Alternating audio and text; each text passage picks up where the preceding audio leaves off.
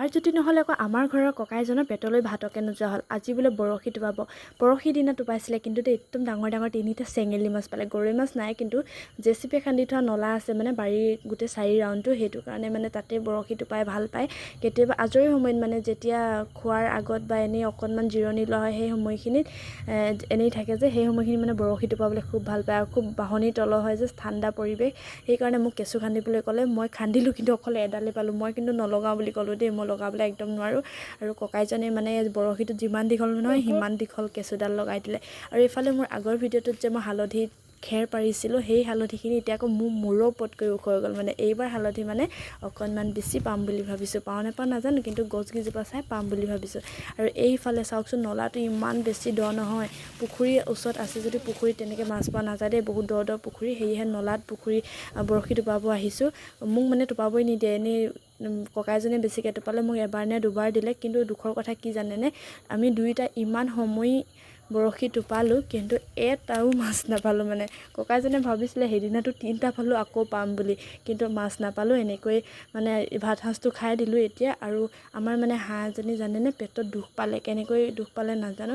মাইকী হাঁহ আছিলে, কিন্তু বহুত কণী পাৰি আছিলে। মানে কণী আছে নেকি পেটত, হয়তো সেনেকৈ কণী ভাগিছে নেকি নাজানো, কিন্তু দুখ পাই গ'ল। আৰু মানুহজনে সেইকাৰণে পেলাই নিদি, ইমান ধুনীয়া হাঁহজনী কেনেকৈ পেলাই দিওঁ, নহয়নে? মৰা হাঁহটো নহয়। আৰু ইমান ধুনীয়া টেষ্টটো চাওকচোন, একদম পুৰি দি লাগে যে, বহুত তেলো ওলাই গ'ল গাটোত। আমাৰ মানুহজন কিন্তু এইবোৰ কামত খুব পাকৈত দেই। মানে ঘৰত হাঁহ কুটা বা কুকুৰা কটা মেলা কৰা দেউতাই মাৰি দিয়ে, মানুহজনে মাৰিবলৈ বেয়া পায়, কিন্তু কটা মেলা মানে খুব স্মাৰ্ট। মানে মাছেই হওক বা কুকুৰা, ব্ৰইলাৰ, হাঁহ যিয়ে নহওক মানে চব মানুহজনে কৰে। আৰু আজি মানে দূৰৰ পৰা আলহী অহা কথা আছে, সেইকাৰণে হাঁহটোকে মৰাও যাওক। আৰু এক গুলি মাৰি মানে 2 চিকাৰ হওক, এনেই মাৰি খোৱাতকৈ মানে এইটো খাই দিলে মানে বেছি ভাল হ'ব, নহয়নে? বাকীকেইটা ধুনীয়াকৈ থাকি যাব, সেইকাৰণে এইটোকে মাৰোঁ বুলি ভাবিলোঁ।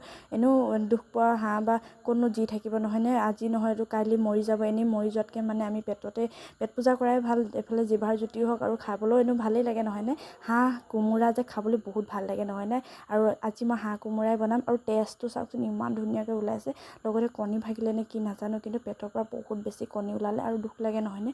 ইমান কষ্ট কৰি কণী সাঁচে, আৰু কণী পাৰি থকা অৱস্থাত যদি এনেকুৱা হৈ যায়, বেয়া লাগে। তথাপিও কিন্তু উপায় নাই, খোৱা বস্তুটোতো খাবই লাগিব। সেইকাৰণে মানুহজনে ধুনীয়াকৈ কুটি বাছি ল'লে।